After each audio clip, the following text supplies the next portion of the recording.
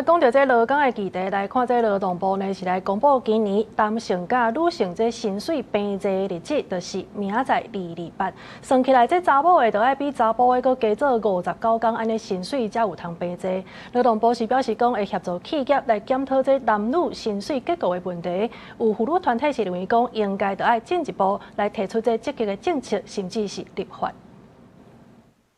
虽然讲行行出状元，毋过平平做工课，查甫的薪水却无一定相同。根据劳动部公布的报告，2025年平均算点钟的薪水，男女就差16.1%，女性就比男性加做59天，薪水才会平齐。算起来，男女薪水会平齐的日子，要到今年的2月28，搁比顶一年退步较晚一天。劳动部表示，会透过鼓励企业执行事业单位共工共收检协约，协助企业检讨男女薪水的结果。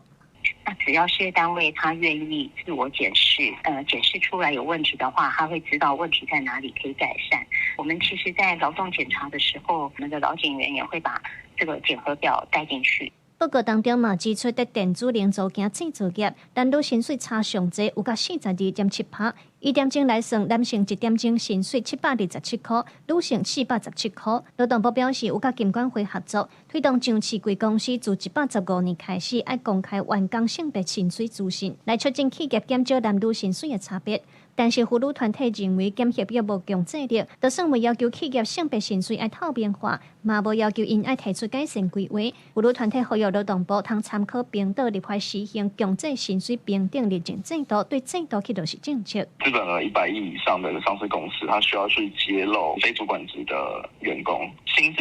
跟性别有关的中位数和平均数。这个问题就是，